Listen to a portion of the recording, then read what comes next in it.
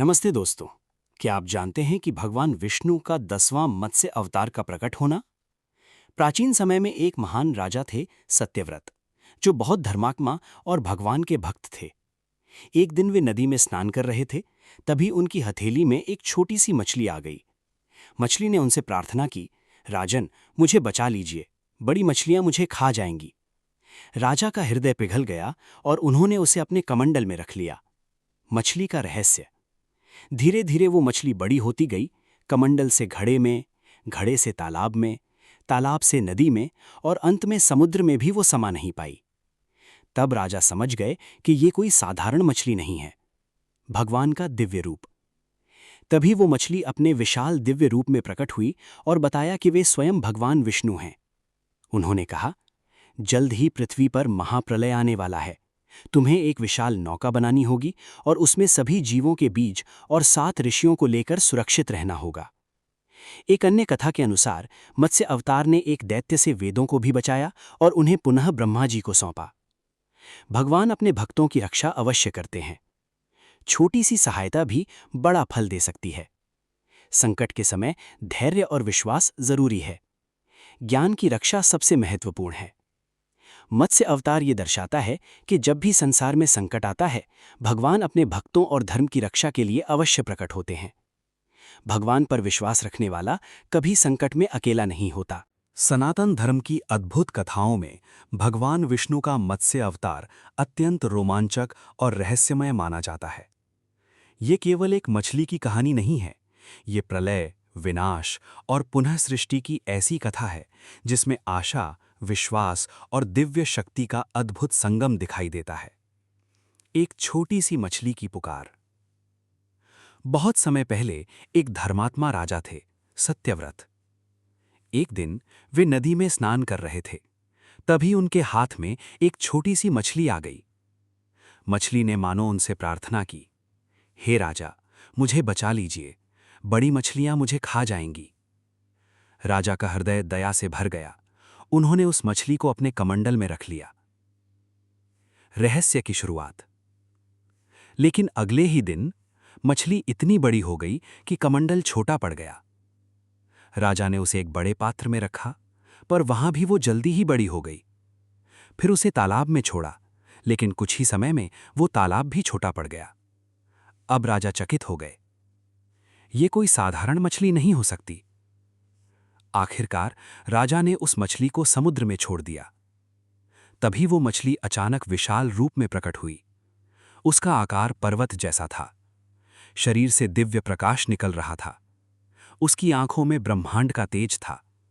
तब वो बोली, हे सत्यव्रत, मैं स्वयं भगवान विष्णु हूं। राजा विस्मित और भाव विभोर हो गए। आने वाला प्रलय।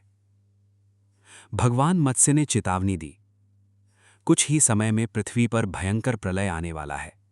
सब कुछ जल में डूब जाएगा। उन्होंने राजा को आदेश दिया, एक विशाल नाव बनाओ, उसमें सभी जीवों के बीज और आवश्यक वस्तुएं रखो। सप्तऋषियों को साथ लो। ये सुनकर राजा ने तुरंत तैयारी शुरू कर दी। प्रलय का भयानक दृश्य। समय आया। आकाश में काले बादल छा गए, बिजली कड़कने लगी और फिर मूसलाधार वर्षा शुरू हो गई।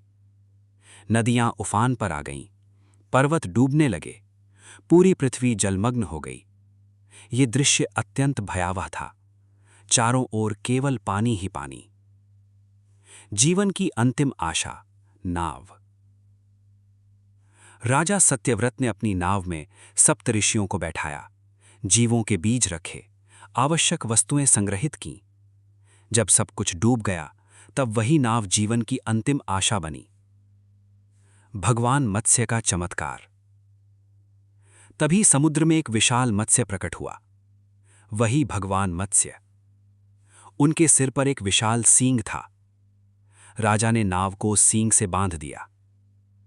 अब भगवान मत्स्य स्वयं उस नाव को खींचकर सुरक्षित मार्ग पर ले जाने लगे। महासागर की यात्रा। ये यात्रा साधारण नहीं थी। विशाल लहरें टकरा रही थीं। अंधकार चारों ओर फैला था। आकाश और समुद्र एक जैसे दिख रहे थे। लेकिन भगवान मत्स्य के नेतृत्व में नाव सुरक्षित आगे बढ़ती रही। वेदों की रक्षा। इसी दौरान एक दैत्य हयग्रीव ने वेदों को चुरा लिया था। भगवान मत्स्य ने उससे युद्ध किया। महासागर के बीच भयंकर संघर्ष हुआ।